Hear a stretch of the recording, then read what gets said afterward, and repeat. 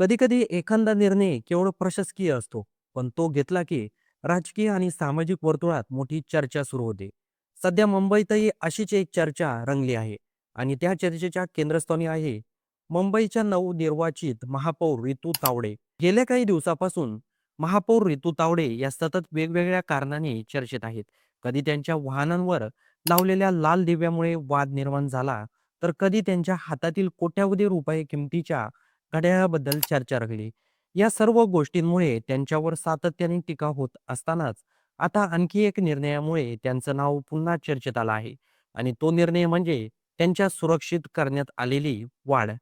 महापौर रितू तावडे यांनी स्वतः मुंबई महापालिकेचे आयुक्त भूषण गगराणी यांना पत्र लिहून अतिरिक्त सुरक्षेची मागणी केली होती. त्या मागणीची दखल घेत प्रशासनाने त्यांच्या सुरक्षेत वाढ करण्यात मंजुरी दिली आहे. या निर्णयानुसार आता महापौरांच्या सुरक्षेसाठी अधिक सुरक्षा रक्षक तैनात करण्यात येणार आहे. आतापर्यंत मुंबईच्या महापौरांना सुरक्षेसाठी ठराविक नियमानुसार प्रत्येक पाळीत एक सुरक्षा रक्षक दिला जात असे.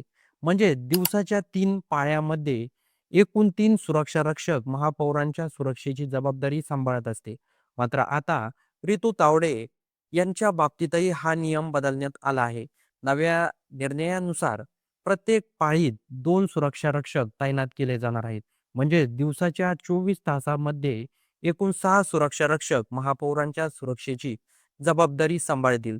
मुंबईच्या इतिहासात पहिल्यांदाच एखाद्या महापौरासाठी इतकी कडेकोट सुरक्षा व्यवस्था करण्यात आल्याची चर्चा प्रशासकीय आणि राजकीय वर्तुळात सुरू झाली आहे. दरम्यान या निर्णयामागचं कारण काय आहे याबाबत विविध चर्चा होत आहेत. महापौर रितू तावडे यांनी पदभार स्वीकारल्यानंतर त्यांनी काम करण्याची पद्धत थोडी वेगळी ठेवली.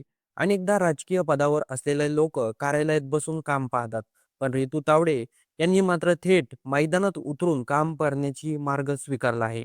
मुंबईतील रस्ते, पाणी पुरवठा, स्वच्छता आणि इतर नागरी समस्यांचा आढावा घेण्यासाठी त्या स्वतः शहरातील विविध भागांमध्ये भेट देत आहेत.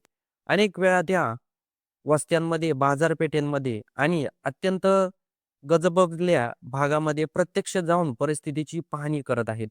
या भेटीदरम्यान नागरिकांची मोठी गर्दी त्यांच्या आसपास जमते.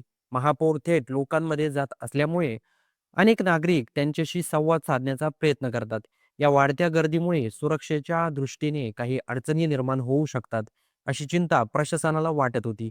त्यामुळे जुनी सुरक्षा व्यवस्था अपुरी पडत असल्याचं सांगितलं जात आहे. तथापि या निर्णयावरून राजकीय वर्तुळात विविध प्रतिक्रिया उमटू लागल्या आहेत.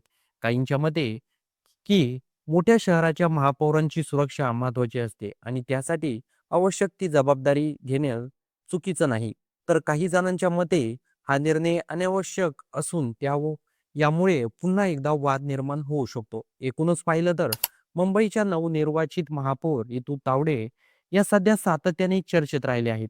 त्यांच्या काम करण्याच्या शैलीमुळे तसंच विविध निर्णयामुळे त्यांच्याकडे संपूर्ण राज्याचं लक्ष लागलं आहे. आता त्यांच्या सुरक्षेत करण्यात आलेली ही वाढ पुढील काळात आणखी कोणत्या चर्चा आणि प्रतिक्रिया निर्माण करते हे पाहणं महत्त्वाचं ठरणार आहे. तर याबद्दल तुमचं काही मत असेल तर ते कमेंट बॉक्समध्ये नोंदवायला विसरू नका.